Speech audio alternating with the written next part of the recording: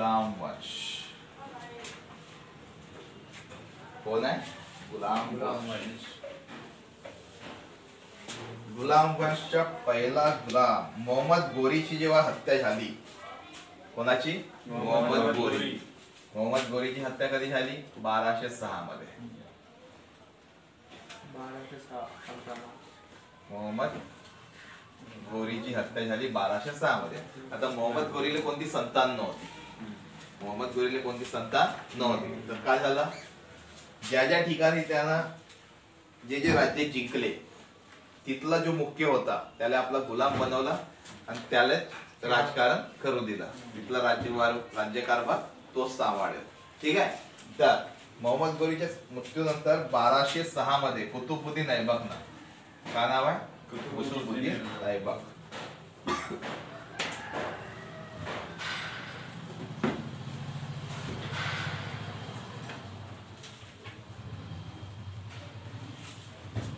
मोहम्मद गोरीची हत्या कधी झाली? 1206 मध्ये। त्यानंतर गुलाम वंशची स्थापना कोणी केली? गुलाम वंशची स्थापना केली कुतुबुद्दीन ऐबक। कुतुबुद्दीन ऐबकने गुलाम वंशची स्थापना केली कधी? मोहम्मद गोरीच्या हत्येनंतर 1206 मध्ये। ओके। आणि कुतुबुद्दीन कोणाचा गुलाम होता? मोहम्मद गोरीचा गुलाम होता कुतुबुद्दीन ऐबक। तर कुतुबुद्दीन ने अपना राज्याभिषेक कधी केला? 24 जून 1206 मध्ये यानं काय केला? आपला राज्याभिषेक केला। राज्याभिषेक। मग कुतुबुद्दीन ऐबकने आपली राजधानी कोणती बनवली? लाहोर। लाहोर कुठे होता? लाहोर कुठे स्थित आहे? पाकिस्तान। कुतुब मीनार की नींव, कुतुब मीनार की नींव कुतुबुद्दीन ऐबक ने डाली। कुतुब मीनार कुतुब मीनार की नींव किसने डाली? कुतुबुद्दीन ऐबक ने डाली। उसके बाद लेकिन एक बात याद रखना, कुतुब मीनार की नींव कुतुबुद्दीन ऐबक ने डाली और उसको कंप्लीट किसने किया? इल्तुतमिश। और इल्तुतमिश की बेटी का नाम क्या था? रजिया सुल्तान। ये याद रखो। ठीक है। और रजिया सुल्तान का पति का नाम क्या था? अल-तुनिया। तो उसके बाद दिल्ली का कुवत उल इस्लाम मस्जिद या अजमेर का 2.5 दिन का झोपड़ा नामक मस्जिद का निर्माण किसने कराया? कुतुबुद्दीन ऐबक ने। कुतुब मीनार की क्या डाली? इसने नींव डाली। अजमेर का 2.5 दिन का झोपड़ा, कितने दिन का झोपड़ा? 2.5 दिन का झोपड़ा। ये सबसे पहले एक विद्यालय था। क्या था? विद्यालय था। 2.5 दिन का झोपड़ा अजमेर में स्थित है।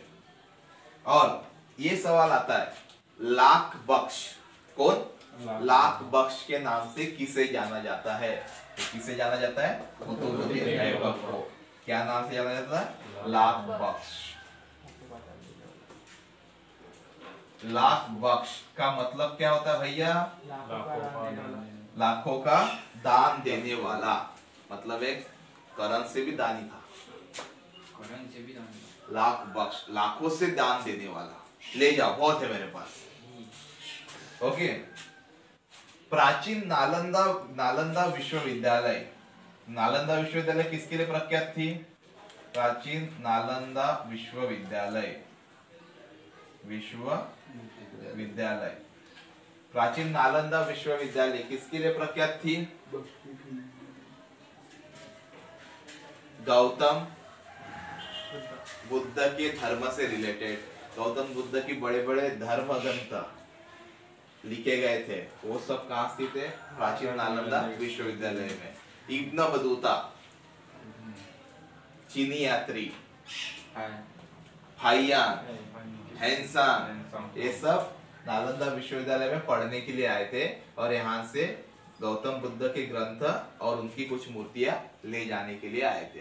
तो ये जो प्राचीन नालंदा विश्वविद्यालय था, इसको पूरी तरह उद्ध्वस्त किसने किया था? कुतुबुद्दीन ऐबक का। कौन था वो? कुतुबुद्दीन ऐबक का सेना नायक, सहायक सेना नायक, जिसका नाम क्या था? सहायक सेना नायक का नाम था बख्तियार खान, बख्तियार खिलजी। ओके, बख्तियार खिलजी, बख्तियार खिलजी। इस बंदे ने क्या किया था? प्राचीन नालंदा विश्वविद्यालय का उद्ध्वस्त कर दिया था। ऐबक की मृत्यु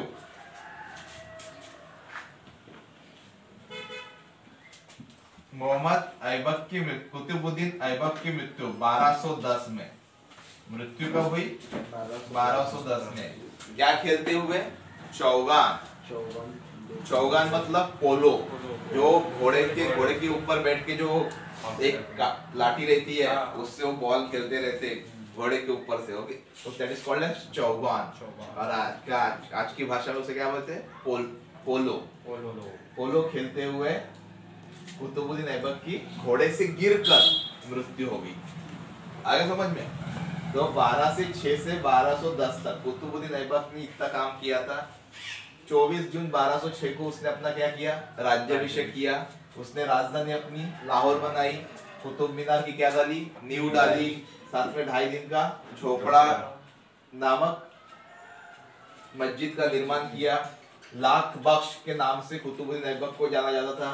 प्राचीन नालंदा विश्वविद्यालय का उद्ध्वस्त किसने किया? बख्तियार खिलजी। ये कौन था? सेना नायक था कुतुबुद्दीन ऐबक का।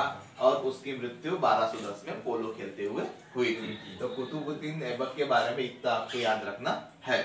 गुलाम वंश के संस्थापक, गुलाम वंश की स्थापना किसने की थी? कुतुबुद्दीन ऐबक ने की थी। इतना है याद। फिर ऐबक का उत्तराधिकारी, ऐबक का उत्तराधिकारी कौन था भैया? आराम शाह। आराम शाह। उसने सिर्फ 8 महीनों तक, कितने महीने? 8 महीने, 8 मंथ तक शासन किया था। फिर आराम शाह की हत्या, आराम शाह की क्या की? हत्या कर दी गई।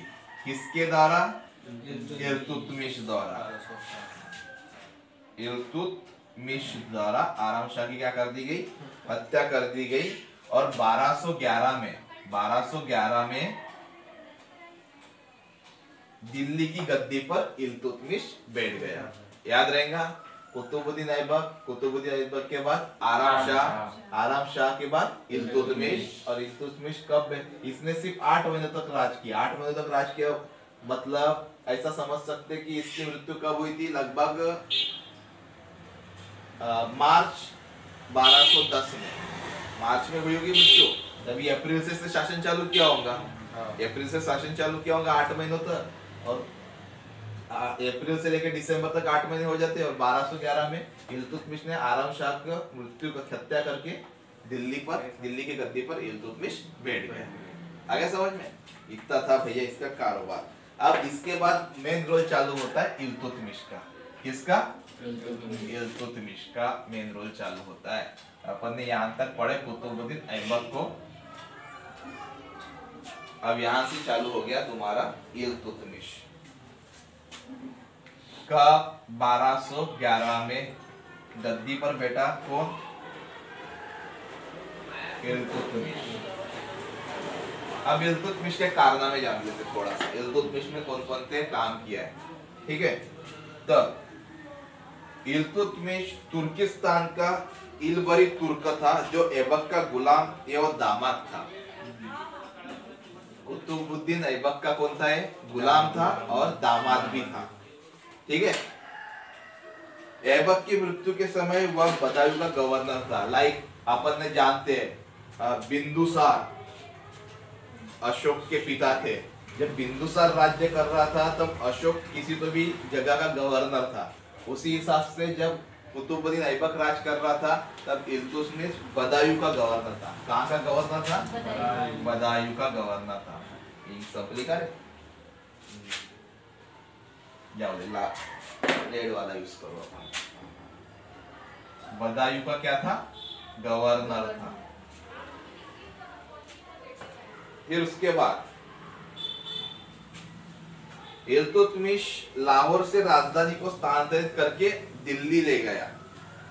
इसने हौज सुल्तानी का निर्माण दिल्ली कुवना के निकट करवाया था।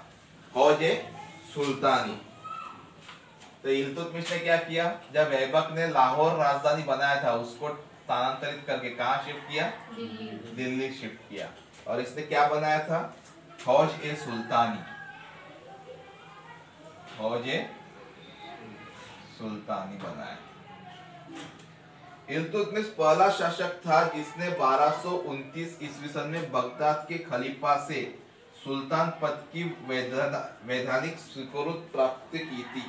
वैधानिक तरीके से मतलब लीगल तरीके से इसने क्या किया था, बगदाद के जो खलीफा थे उससे सुल्तान का पद हासिल किया था। मतलब कब, 1229 में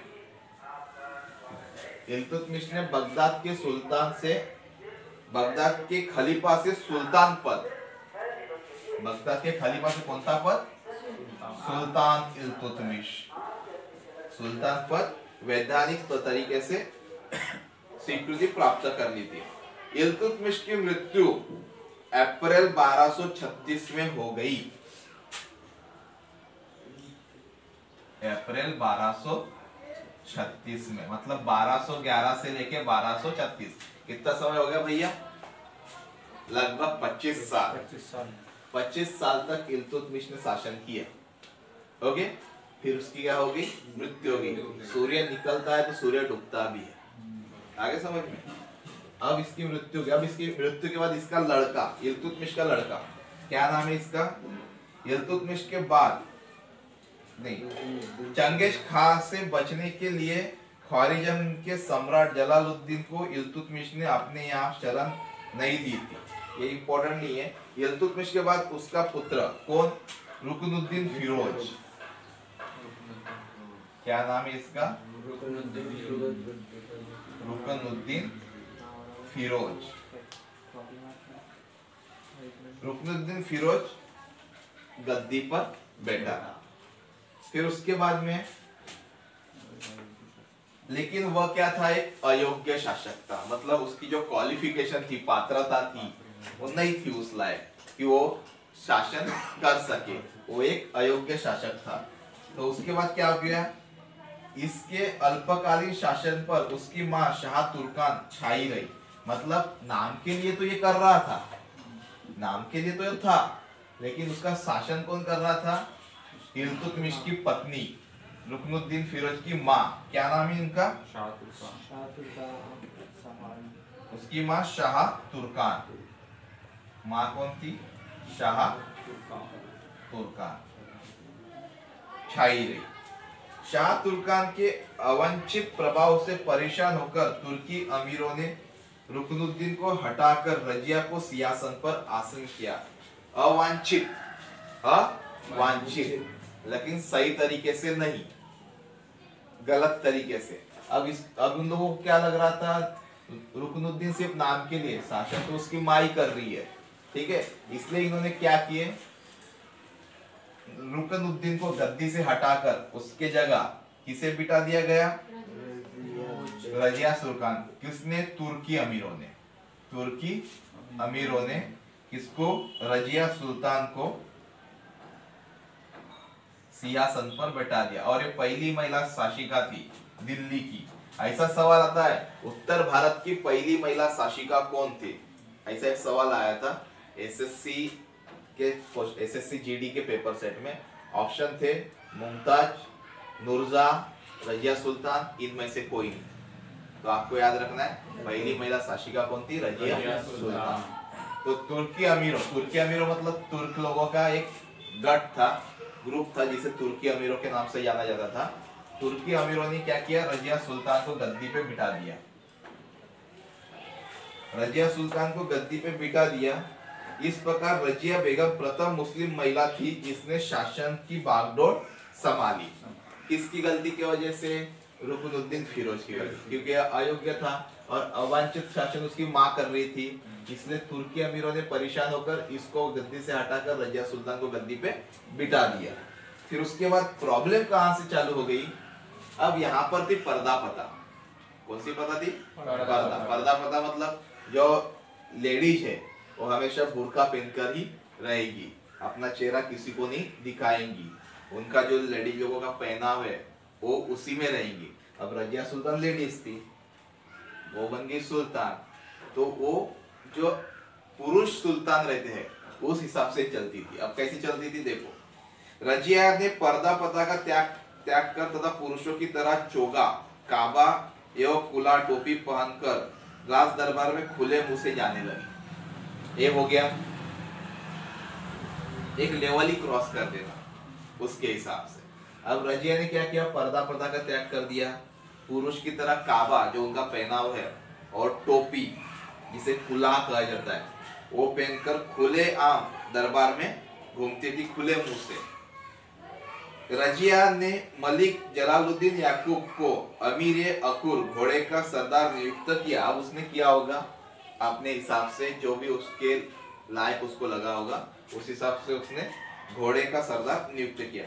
गैर तुर्कों को सामंत बनाने के रजिया के प्रयासों से तुर्की अमीर विरुद्ध हो गए और उसे बंदी बनाकर दिल्ली की गद्दी पर मुइजुद्दीन बराम शाह को बैठा दिया। अब क्या हो गया प्रॉब्लम, अब प्रॉब्लम सुनो, अब से चीज बता दो। ये स्कूल है, ये क्या है, स्कूल है। अब ये किसी की स्कूल होगी लाइक दैट सचिन, सचिन का सरनेम क्या है, शेड़के। सचिन शेड़के यहाँ का अध्यक्ष है। अब क्या करेगा, सचिन शेड़के यहाँ का अध्यक्ष है तो यहाँ पे जो टीचर स्टाफ रिक्रूट करेगा वो अपने खास लोगों को रखेगा, अपने जाति के लोगों को रखेगा, बराबर।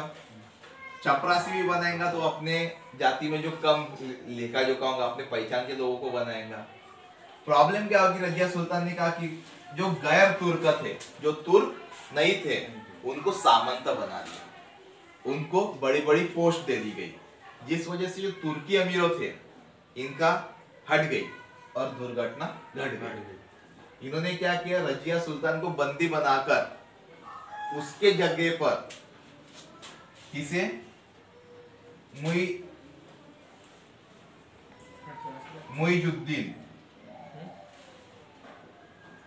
मुइजुद्दीन को गद्दी पर बिठा दिया। इन्होंने तुर्की अमीरों ने, ऐसा बोल सकते ना कि गांव में एक आधी घटना हो गई तो गांव के पंच बैठते, पंच, अब बैठते क्या पता नहीं, अब नहीं बैठते, पहले पंच बैठता था, फिर वो पंच डिसाइड करता था क्या करना है, किसको सजा देना है, किसको नहीं देना है। तो इसी हिसाब से इनके जमाने में तुर्की अमीरों का एक ग्रुप था जो डिसाइड करता था गद्दी पर कौन बैठेगा कौन नहीं बैठेगा।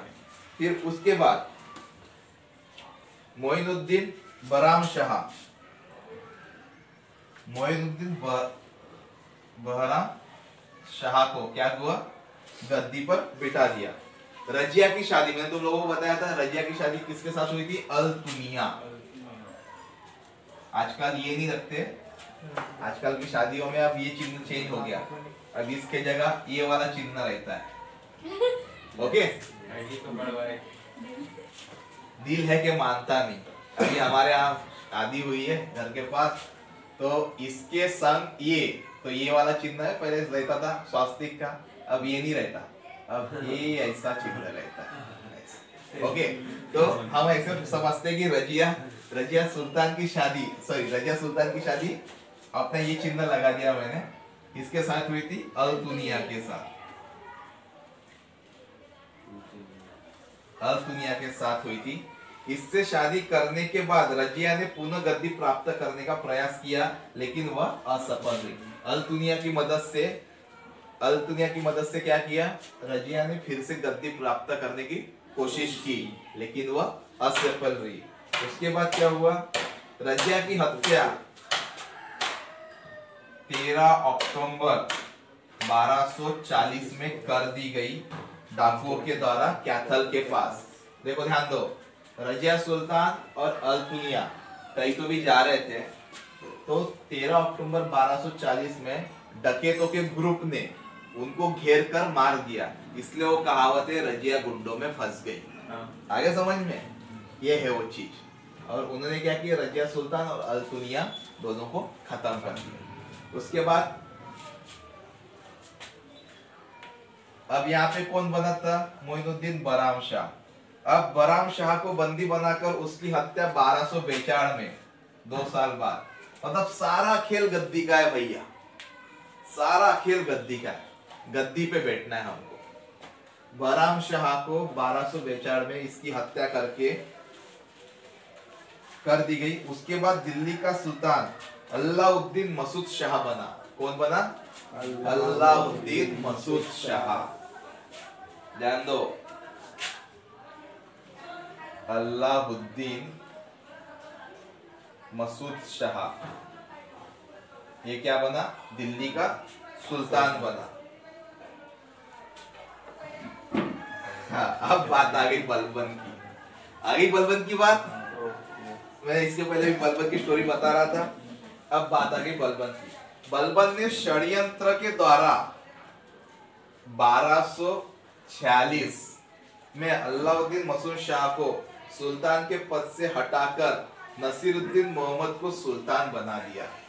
अब बलबन ने क्या किया? 1206 में अल्लाउद्दीन मसूद शाह को हटाकर इसके जगह पे किसको षड्यंत्र रचकर नसीरुद्दीन महमूद को क्या बना दिया? सुल्तान बना दिया।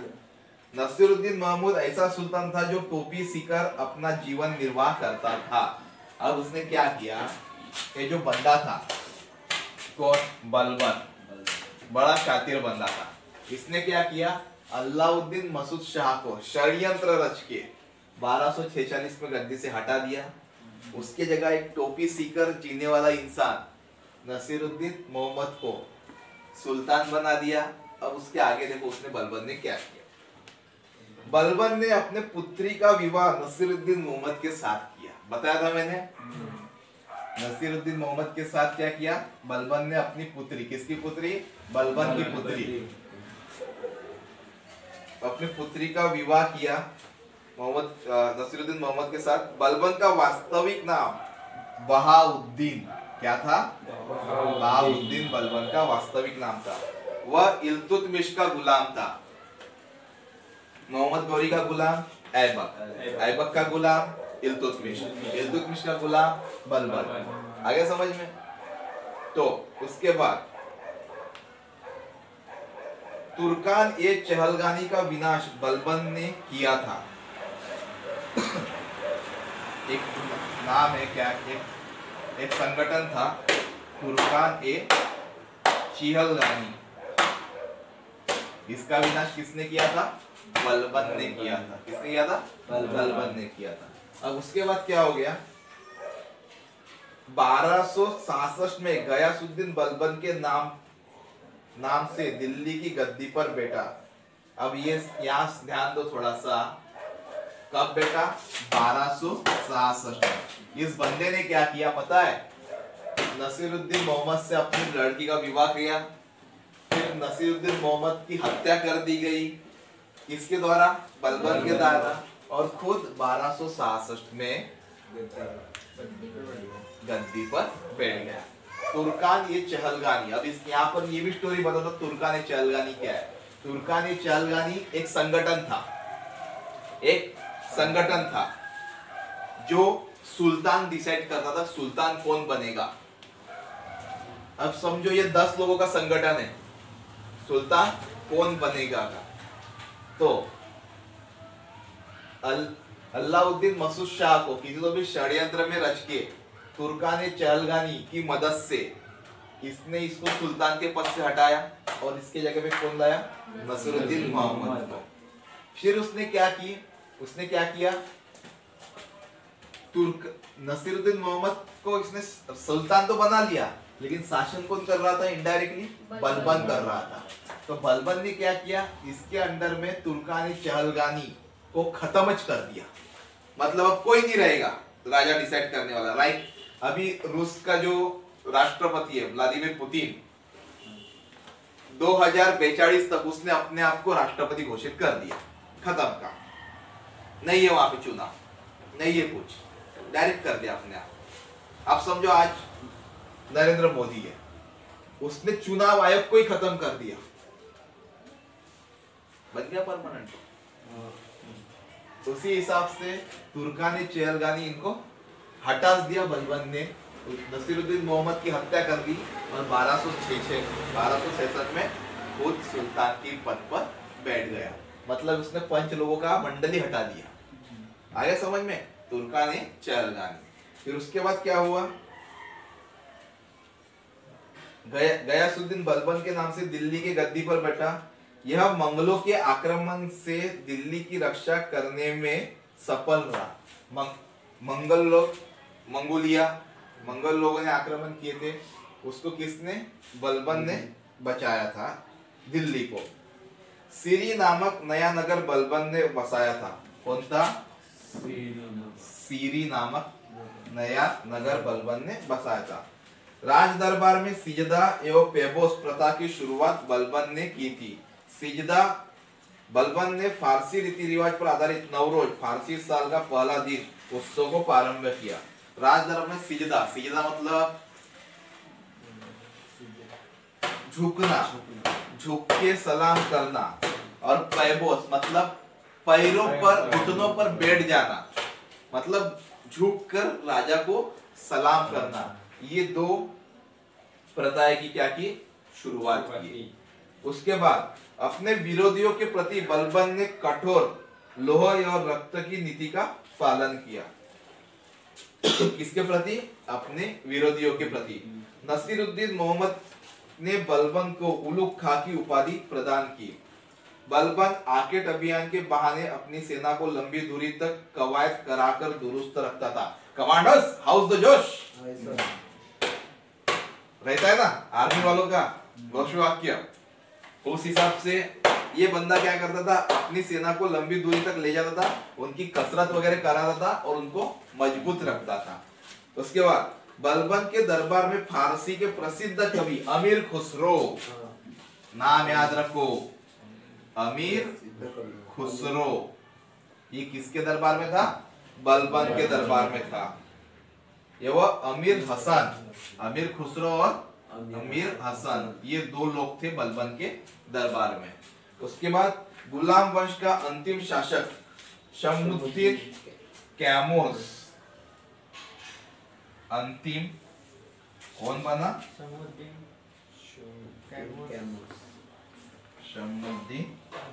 कैमूर, ये याद रखो भैया। गुलाम वंश का पहला कौन था? ऐबक, कुतुबुद्दीन ऐबक। अंतिम कौन था? शमसुद्दीन कैमूर। कल पेपर है, हो सकता है कल के पेपर में मैं डालूंगा, कल सैटरडे है ना, कल पेपर है। अभी तक अपना जितना पोर्शन हुआ है जीके का पढ़ के, मतलब प्राचीन भारत खत्म हो चुका है, उसको पढ़ लो तुम लोग अच्छे से। और अभी मध्यकालीन भारत चालू हुआ है, मोहम्मद गजनी हो गया, मोहम्मद गोरी हो गया, गुलाम वंश हो गया। ओके, इसके बाद हम देखेंगे खिलजी वंश, तब सोमवार को। तुम लोग अब क्या करना, अभी तक क्या हुआ है अपना बॉड मास, उसके बाद डेसिमल नंबर की एडिशन, सब्ट्रैक्शन, डिवीजन, मल्टीप्लिकेशन, उसके बाद परसेंटेज, उसके बाद square, square root, cube root, इतना बेसिक काम हो चुका है। इन चीजों पर कल का पेपर सेट करूंगा मैं, और कल पेपर है, ठीक है, तो तैयारी करके आना, ठीक है। और दर्शिल करियर एकेडमी का जो YouTube का वीडियो है वो चलती रहेगा, उसको डेली देखते जाओ। यहाँ से पढ़ लिए, घर में जाके एक बार देख लिए, जो जो सवाल पूछा है वो बताते जाना कमेंट करके, ठीक है। और अपना चैनल ज्वाइन किया है सब लोगों ने, Darsheel career academy Telegram channel join करो, उस पर PDF मिलेगी, नोटिफिकेशन मिलेगा, ठीक है। अब इसके बाद आता है खिलजी वंश। फिर से एक बार थोड़ा सा रिवाइज कर ले फास्ट में।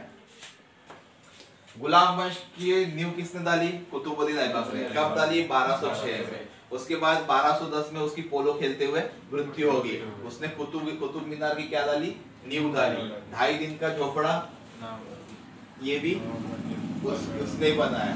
उसके बाद कुतुबुद्दीन ऐबक के बाद आराम शाह, ये 8 महीनों के लिए बना। उसकी हत्या किसने कर दी? इल्तुतमिश ने की थी। इल्तुतमिश 1211 में सुल्तान बना। उसने बदायूं का गवर्नर, ये कब था? कुतुबुद्दीन ऐबक का जब शासन था तब ये बदायूं का क्या था? गवर्नर था। इसने क्या की? लाहौर से दिल्ली अपनी राजधानी स्थानांतरित की। कुतुबुद्दीन ऐबक के समय राजधानी क्या थी? लाहौर। इल्तुतमिश ने क्या बनाई? दिल्ली। फौज सुल्तानी एक संगठन था। 1229 में उसने सुल्तान पद किससे? बगदाद के खलीफा से लीगली हासिल कर लिया था। अप्रैल 1236 में उसकी क्या होगी? मृत्यु होगी। उसके बाद उसका पुत्र रुकनुद्दीन फिरोज ये गद्दी पर आया, लेकिन वो अयोग्य था। तो शासन कौन कर रही थी? उसकी माँ शाह तुर्कान। उसके बाद तुर्की अमीरों ने इनका अवंचित शासन देखते हुए रजिया को गद्दी पर बिठा दिया, लेकिन रजिया का बिहेवियर कैसा था? पुरुष सुल्तान की तरह था, जो तुर्की अमीरों को पसंद नहीं था। तो उन्होंने क्या किया? रजिया को बंदी बनाकर कारागार में डाल दिया और उसकी जगह पे मोइजुद्दीन बराम शाह को 1242 में सुल्तान बनाया। रजिया सुल्तान ने अल्तुनिया से शादी कर ली और अल्तुनिया की मदद से वापस गद्दी पर आने की कोशिश की, लेकिन वो आ नहीं सकी और 13 अक्टूबर 1240 में उसकी हत्या डाकुओं के द्वारा कत्ल के पास कर दी गई। इसलिए बोला जाता है रजिया गुंडों में फंस गई। उसके बाद मोइजुद्दीन बराम शाह 1242 में गद्दी पर आया।